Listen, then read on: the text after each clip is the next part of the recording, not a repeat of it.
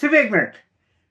अगर आपके दफ्तर में कभी कोई फ्रॉड हो जाए, आपके घर के अंदर कोई चीटिंग हो जाए आपके साथ, ही आपका कोई मुलाजिम आपके साथ चीटिंग कर दे, तो आपका रद्द-ए-अमल क्या होगा? और खुसूसन उस सूरत में जब आपको नाकाबिले तरदीद सबूत भी मिल जाए, कोई सीसीटीवी फुटेज भी आप देख लें अपनी आंखों से, और साथ ही साथ ये कि वो इतराफ भी कर ले और थोड़ी बहुत रकम भी बरामद हो जाए, आप क्या करेंगे? आपका फौरी जवाब ये होगा कि ऐसे आदमी को फौरी तौर पे पुलिस के हवाले कर देना चाहिए ताकि उसको अपने जुर्म की सजा मिल सके। मैं ये कहूँगा कि थोड़ा फैसला करने में जल्दी ना करें। क्यों? इसलिए कि हमारा जो निज़ाम है उसके अंदर जब आप किसी को पुलिस के और जेल के हवाले करते हैं, तो पहली बात तो ये कि वो फिर पक्का मुजरिम होके निकलता है बाहर।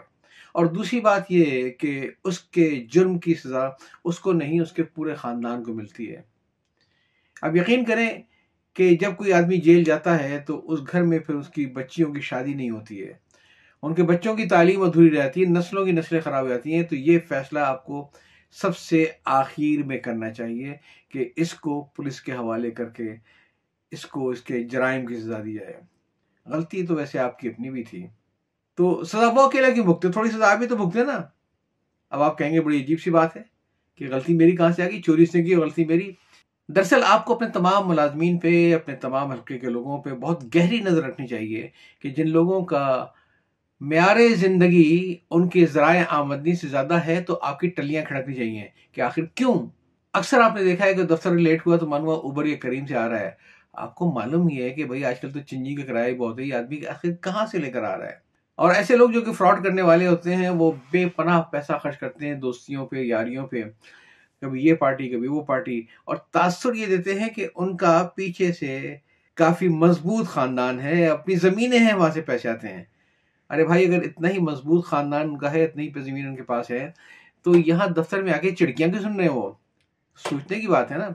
मुझे याद है एक दफ़ा एक दफ्तर में एक फ्रॉड हो गया, और उस फ्रॉड के बाद लोगों ने बताया कि हम तो बहुत हैरान थे कि वो होंडा सिटी 0 मीटर निकाल के लेके आता था, इतनी उसकी औकात नहीं थी। तो पूछा मैंने ये कि भाई उस वक़्त क्या आप अंधे, बहरे, गूंगे हो गए थे? आपको उस वक़्त आपने नहीं पूछा कि कहाँ से आई तुम्हारे पास ये 0 मीटर होंडा सिटी? तो उसने कहा जी पूछा था। उसने कहा था मेरी फुप्पो ने दी है। मैंने कहा अगर आपकी फुप्पो होंडा 70 जो क्या अपना बुखार भी आपको नहीं देती है, तो उसकी फुप्पो ने होंडा सिटी कैसे दी? आंखें बंद करने से मसला हल नहीं होगा। लोगों की फेसबुक पेज पर नजर रखें, लोगों की एक्टिविटीज पर नजर रखें, ताकि आपको मालूम ये हो कि ये आदमी बहुत ज्यादा मकबूल बनने के लिए बहुत ज्यादा पार्टियां क्यों अटेंड करता है, बहुत ज्यादा चेक इन क्यों डालता है मुख्तलिफ बड़े होटलों के, ताकि ऐसे लोगों को मौका ही न दें और उनको पहले ही रुखसत कर दे अपने इदारे से। फिर कभी आपको ये भी मालूम होता है कि उसका मेयार ज़िंदगी तो इतना कोई ख़ास नहीं था। ये अचानक ही इसके मिज़ाज में तब्दीली आई है और वो किसी वजह से बहुत ज़्यादा लोगों से कर्ज़े भी माँगने लग गया था, और जो नज़र नहीं आता था कि कहाँ खर्च कर रहा है। तो कोई भी वजह हो सकती है। मुमकिन है कहीं वो ब्लैकमेलिंग के शिकार हो रहा हो। मुमकिन है वो किसी लालच में कहीं सरमायाकारी में फँस गया हो। ये आपका मसला नहीं है। आप इनका कुछ भी नहीं कर सकते हैं। आप इन लोगों को खुदा हाफिज़ कहिए, इसलिए कि आप अपने इदारे का माहौल ख़राब नहीं कर सकते हैं। लेकिन एक मैं दरख्वास्त करूँगा कि चर्चा ना करें इस बात का। खामोशी से इशारा करें कि भाई तुम 15 दिन महीने का टाइम है, मुझे 10 गालियाँ दे लो, लेकिन इस्तीफ़ा देके निकल जाओ तुम। वजह ये है कि जब आप चर्चा करेंगे तो वो आइंदा भी कभी कहीं नौकरी करने के काबिल नहीं रहेगा। यार गलती उसने की और सजा के पूरा खानदान भुगते। अगर वो आपके पास से छोड़ के चला गया, आपके लिए ही काफ़ी है। जो डैम से पानी निकल गया वो निकल गया, वो तो आपकी गलती थी। आइंदा डैम से पानी निकलने से बनाए। अब तीसरी और आखिरी कैटेगरी जिसके लिए मैंने आज का एक व्लॉग बनाया है, वो ये है कि जब कोई आदमी ऐसा फ्रॉड करे और आप पूरी तरीके से इन्वेस्टिगेट करें, तो आपको मुमकिन है शर्मिंदा होना पड़ जाए और मालूम ये हो कि गलती आपकी अपनी भी थी और सज़ा वो अकेला क्यों भुगते। 2 छोटे वाक़ये सुनाऊँगा। एक मेरे अपने दोस्त का वाक़या था कि वो एक बार ज़ोहर की नमाज़ पढ़ने निकले, तो पर्स के अंदर वो जो मेज़ पे भूल गए थे, उसमें से कुछ एक रकम काफ़ी कम थी। वो काफ़ी परेशान हुए और फिर उन्होंने उनके कमरे में सीसीटीवी फुटेज लगा हुआ था, उस निकाल के देखा तो मालूम ये हुआ कि उनका सबसे बाएतमाद इदारे का 30 साल पुराना एक चपरासी जिसको शरफू बाबा कहा जाता था, वो कमरे में आया था और उसने ये हरकत की थी। उन्होंने ये कहा, पहली बात तो ये की कि शरफू बाबा को बुलाया और कहा कि शरफू बाबा आप पे इतना भरोसा है, ज़रा ख्याल रखा करें। मैं कमरे में नहीं था और किसी ने पर्स में से मेरे पैसे निकाल लिए हैं। पता तो मुझे चल जाएगा, आपको भी पता है। لیکن آپ اسے سمجھا دیجئے، ذرا اس آدمی کو تلاش کریں، اس کو سمجھا دیں کہ یہ نہ کرے، میرے ساتھ کوئی ضرورت ہے تو مجھ سے آ کے پیسے مانگ لے۔ میں حیران ان کے اس رد عمل کے اوپر۔ شرفو بابا کے چہرے کا رنگ سفید ہو گیا، کیونکہ باتیں کرتے ہوئے میرے دوست نے کمرے کے کونے میں سی ٹی وی کیمرے کو ایک دفعہ گھور کے دیکھا تھا۔ میں نے اسے جانے کے بعد کہا کہ میں نے اپنی کیا حرکت کی، آپ کو تو معلوم تھا؟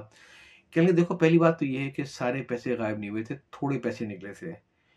اس کا مطلب یہ ہے کہ کوئی اشد ضرورت اور بے چینی رہی ہوگی اس کی، جس کی وجہ سے اس نے زندگی میں پہلی بار یہ چوری کی تھی۔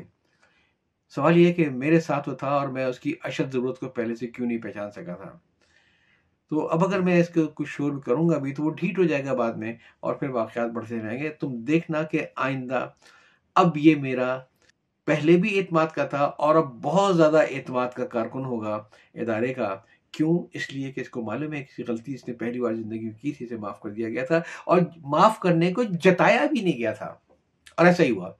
ایک دوسرا چھوٹا سا قصہ میں آپ کو بتاؤں گا کہ میں ایک زمانے میں ایک بینک کے اندر سینئر پوزیشن پہ، وہاں کی ڈسپلن ایکشن کمیٹی کا میں ممبر تھا، اور وہاں میں نے کچھ جو اصول تھے اس میں اپنی ذاتی طور پہ ایک ریڈ لائن کراس کر رکھی تھی کہ جب کسی آدمی پہ کوئی بینک کا فراڈ ثابت ہو جائے، he should not be a part of system, بھلے جتنا مرضی اسٹار پرفارمر کیوں نہ ہو، اور جس کے لیے لوگ نوکری کے لیے اس کو لینے کے لیے آگے پیچھے کیوں نہ دوڑ رہے ہوں، we should get rid of ہم، اور اسے ہمیں نکال دینا چاہیے۔ اور ساتھ ہی ساتھ میرا یہ کہنا تھا کہ بھئی آپ اس کو ٹرمینیٹ نہ کریں، آپ اس کو ریزائن لیں اور نکال دیں، کیونکہ آدمی اگر بینک کے اندر رہتے ہوئے اگر کیش میں فراڈ کر جائے، کاغذوں کے اندر ہیرا پھیری کر جائے، تو آج تو وہ بچ جائے گا، آئندہ ضرور کرے گا۔ اس پہ میں بڑا سختی سے قائم تھا۔ تو ایک بار ایسا ہوا کہ ایک برانچ کا ایک کیس آ گیا کہ جہاں میں معلوم ہوا کہ ایک کیشیئر نے کوئی کیش میں فراڈ کیا تھا۔ وہ فراڈ نہ صرف یہ کہ پکڑا گیا، بلکہ اس نے اعتراف بھی کر لیا کہ میں نے اتنی رقم اس میں سے کیش میں سے نکالی تھی، مجھے موقع دے دیں، میں اس میں سے پوری کروں گا۔ اب پوری کمیٹی ایک طرف تھی، میں ایک طرف سے بھی کہتے کہ یار وہ بہت شریف سا آدمی ہے، اس کے پر ہم نے معلوم کر لیا ہے برانچ سے، اس نے پتہ نہیں کیا بات تھی، اس نے ایسی حرکت کیوں کی ہوگی، ہمیں اسے معاف کر دینا چاہیے۔ اور میں اس بات پہ مصر تھا کہ اگر ایک آدمی بینک میں رہتے ہوئے کوئی کیش میں فراڈ کرے گا اور اسے معاف کر دیا جائے گا، تو کل یا تو وہی دوبارہ فراڈ کرے گا، یا اس کی دیکھا دیکھی کسی اور کا حوصلہ بڑھ جائے گا اور وہ آدمی یہ فراڈ کرے گا۔ اس لیے ضروری یہ ہے کہ he should not be a part of our bank. تو میرے اصرار کے اوپر پھر یہی فیصلہ ہوا کہ اس کو بلا کے کہا گیا کہ بھئی آپ استعفیٰ دیجیے اور دوبارہ ایسی حرکت نہیں کیجیے گا۔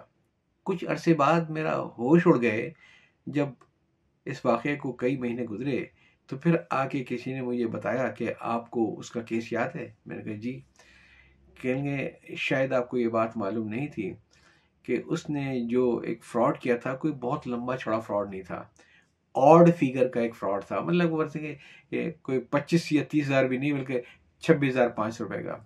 آپ کو یہ معلوم نہیں ہے کہ اس نے اسی دن ایک اسپتال میں اپنی والدہ کے علاج کے سلسلے میں وہ رقم وہاں پہ جمع کرائی تھی۔ وہ کیا حالات تھے کہ وہ اپنے دوستوں سے ادھار نہ لے سکا، وہ کیا حالات تھے کہ اس کے پاس کوئی چیزیں نہیں تھیں، اتنا بڑا اور انتہائی قدم اٹھا لیا اس نے، اور فراڈ بھی لاکھوں میں نہیں کیا، صرف اتنی اماؤنٹ کا فراڈ کیا جتنی اماؤنٹ اس کو اسپتال میں جمع کرانی تھی۔ میرے تو ہوش اڑ گئے تھے۔ میں نے کہا یار یہ آدمی اپنی ماں کو بچانے کی خاطر اگر 26,500 روپے کی چوری کر کے اپنا پورا کیریئر برباد کر سکتا ہے، خدا نہ خواستہ، خدا نہ خواستہ، خدا نہ خواستہ میرے ساتھ اگر کبھی ایسا معاملہ ہوتا اور مجھے اپنی ماں کی جان بچانی ہوتی، تو کیا میں اس سے بڑا اور سے کوئی انتہائی قدم نہ اٹھاتا ماں کی محبت میں اپنی ماں کو بچانے کے لیے؟ یاد چاہتا ہوں۔ اللہ حافظ۔